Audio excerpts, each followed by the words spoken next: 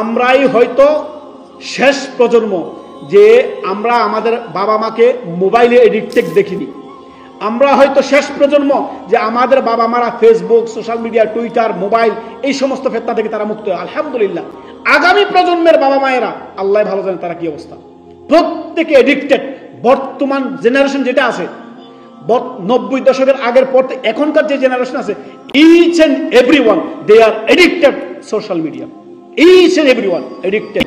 দিনে 5-6 ঘন্টা আরো বেশি মোবাইলকে সময় দেয়, কোরআনকে সময় দেয় না। আল্লাহু আকবার। এই কথাই আল্লাহ তাআলা বলেছেন, ওয়াকাল রাসূলু ইয়া রাব্বি ইন্না কওমি ইত্তাখাযু হাযাল কুরআনা মাহজুরা।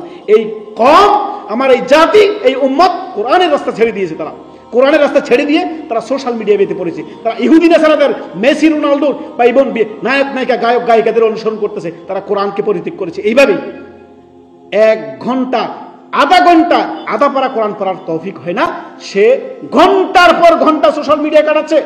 এই হচ্ছে মুসলমান জাতি। আজকে কি অধপতনে গেছে মুসলমান জাতি, চিন্তা করেন। ইয়া রব্বুল আলামিন, আল্লাহ আমাদের বুঝার তৌফিক দান করুন।